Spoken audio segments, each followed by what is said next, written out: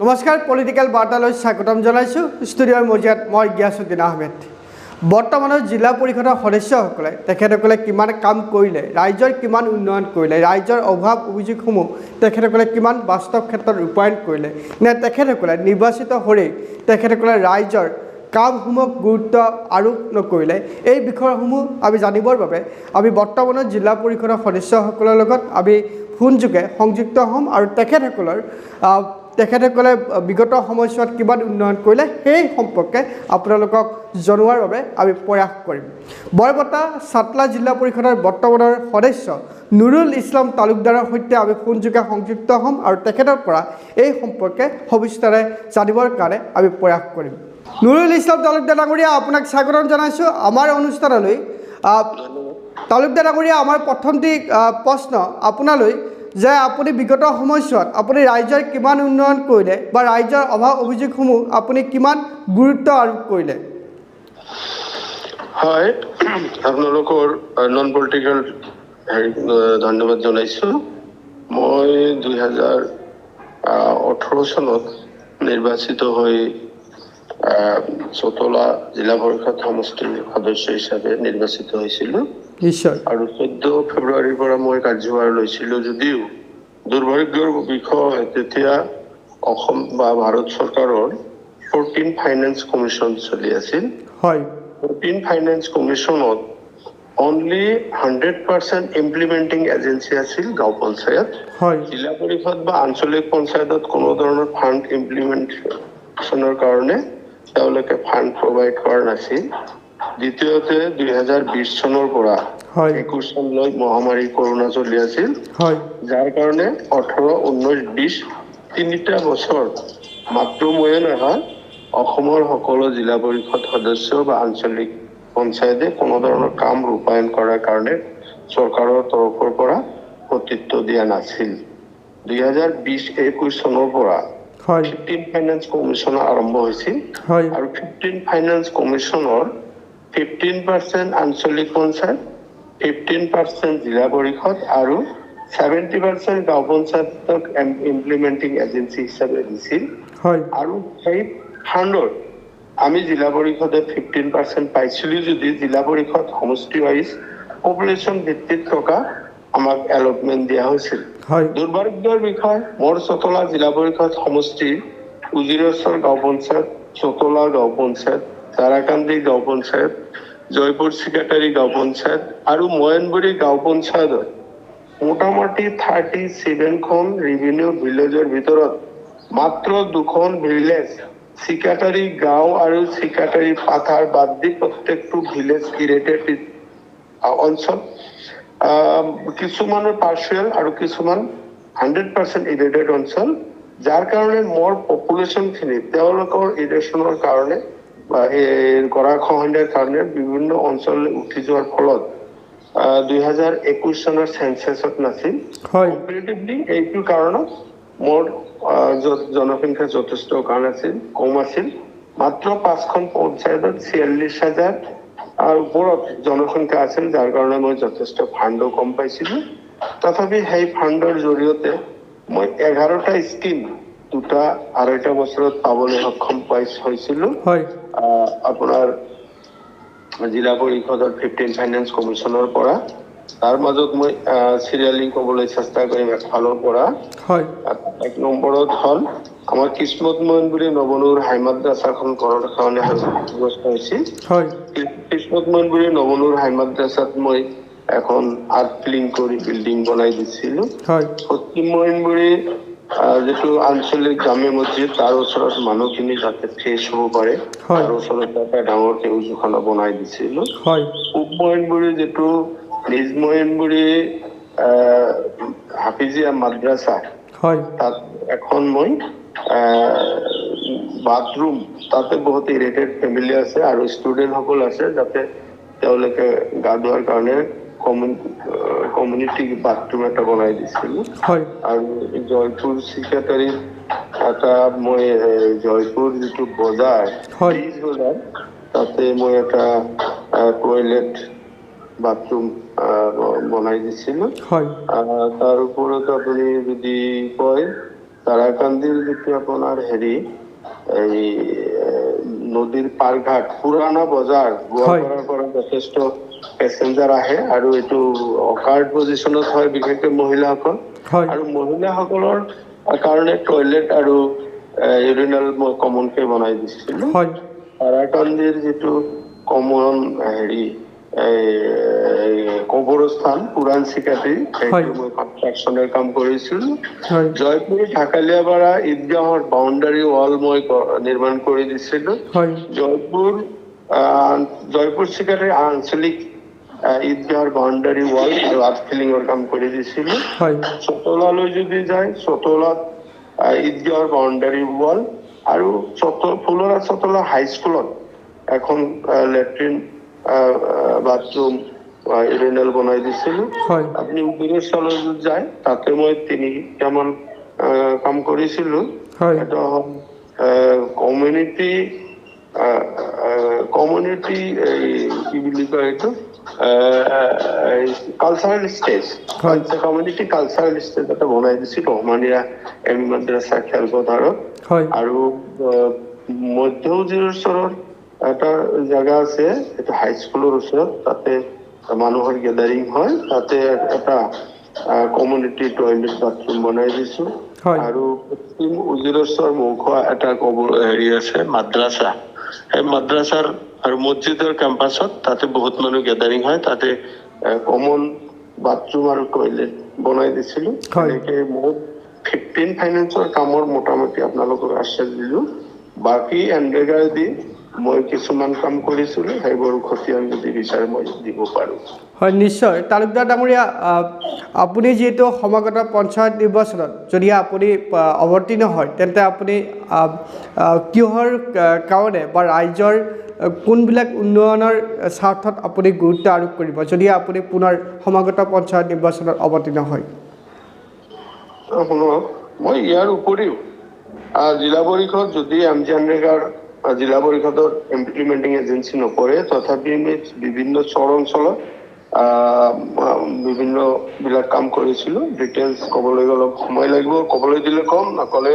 মোৰ দৰকাৰ নাই হয় কিন্তু মোৰ সপোনটো আছিল যে যেহেতু মই আপোনাক কৈছোঁ যে এই 5খন গাঁও পঞ্চায়তৰ মাত্ৰ 2খন ভিলেজ নন ইৰিটেড ভিলেজ বাকী এবাউট 35 ভিলেজ ইৰিটেড ভিলেজ হয় আৰু এই জাগাটো যদি আপোনালোকে চাই এইটো এটা ইতিহাস প্ৰসিদ্ধ জাগা হয় যিটো আপোনাৰ হাদিৰা চকী আপোনাৰ হাদিৰা চকী নিশ্চয় জানে হয় হাদিৰা চকীটো হ'ল আহোম আৰু মানৰ ৰণক্ষেত্ৰ যিটো হাদিৰা চকী মানে ইয়াতে আহোম ৰাজা চন্দ্ৰকান্ত সিংহ বা আহোম ৰাজত্বৰ শেষ সীমা আছিল যিটো বংগ আৰু অসমৰ আহোমৰ সীমা আছিল হয় ইয়াতে এইটো ইণ্টাৰনেশ্যনেল আহোম ৰাজাৰ চকী আছিল কিন্তু 1822 চনৰ 21 জুন ৰাতিপুৱাই মান আহোম সৈন্যক যুঁজ কৰি শোচনীয় প্ৰস্ত কৰিছিল আৰু সিদিনাৰ পৰা অসমৰ স্বাধীন ৰজা চন্দ্ৰকান্ত সিংহৰ ৰাজত্বৰ অৱসান ঘটিছিল হয় আৰু সেই ঠাইডোখৰ আজি হিষ্ট্ৰীটো পাবলৈ নাই বহুত লিখিছে যদিও অসম চৰকাৰে এইটো হাইলাইট কৰা নাই আৰু ইমান ডাঙৰ ইতিহাস প্ৰসিদ্ধ জেগা এই জেগাখন যাতে আমি মাত্ৰ ইতিহাসৰ পাতত নাথাকি প্ৰেক্টিকেল থাকে তাৰ কাৰণে আমি এই বৃহত্তৰ হাজিৰা চকী অঞ্চলৰ ৰাইজে ইয়াতে এইটো ঠাই হাইলাইট কৰাৰ লগতে এই ইৰিটেড অঞ্চলসকলৰ যাতে স্থায়ী সমাধান হয় তাৰ কাৰণে হাজিৰা চকী ৰণত ২৭বাৰ্ষিক সঁৱৰণি সমাৰোহ মোৰ সভাপতিত্বত অনুষ্ঠিত কৰা হৈছিল আৰু সেই তাতে আমাৰ কেইটামান পইণ্ট আছিল আৰু মোৰ লক্ষ্য হ'ল সেইটোৱে সেই পইণ্ট কেইটা হ'ল যদি আপোনালোকে চাই এইফালে কলগেছিয়া নাংলা গোৱালপাৰা অভয়পুৰী মাজত কোনো শিক্ষানুষ্ঠান নাই গতিকে আমি বিচাৰিছিলোঁ হাজিৰা চকীত এখন হাজিৰা চকী নামকৰণে কলজ স্থাপন হওক আপোনাৰ আজি চৰকাৰৰ যিটো উন্নয়ন চলিছে কিন্তু আমাৰ অঞ্চলত যাতায়াতৰ কোনো ব্যৱস্থা নাই। হয় আপোনাৰ যোগীগোপা কাবাইতাৰীৰ পৰা যদি আপুনি মহেনবেৰী হৈ শ্বৰ্টকাট আহে তেতিয়াহ'লে গুৱাহাটীলৈ যাবলৈ 60 কিলোমিটাৰ ৰোড আপোনাৰ কমি যায়, যাৰ কাৰণে আমি ভাবিছিলো চতলা তাৰাকান্দিৰ মাজত যিটো আইমানাহ নদী, এই হয়। আইমানাহ নদীত হাজিৰা চকী নামাকৰণে এখন ব্ৰিজ স্থাপন কৰিলে হয়। এই অঞ্চলৰ ৰাইজৰ আৰ্থ-সামাজিক উন্নয়নৰ লগে লগে যিহেতু এইটো কৃষি প্ৰধান এৰিয়া, কৃষকসকলৰ যথেষ্ট লাভান্বিত হ'ব। হয় আৰু ইয়াতে এটা বিশেষকৈ গুৰুত্বপূৰ্ণ কথাটো হ'ল হয় এইটো এটা পৰ্যটক স্থলী হ'ব লাগে, যিহেতু এইখন যুদ্ধত মুছলমানৰ সকলৰ নিৰ্দৌলা, হয়। শিখসকলৰ চৈতন্য সিং হয়। আৰু আহোম ৰজাৰ আছিল কৃষ্ণ আৰু আছিল আপোনাৰ চাৰু। এই 5জন সেনাপতিয়ে সমন্বিতভাৱে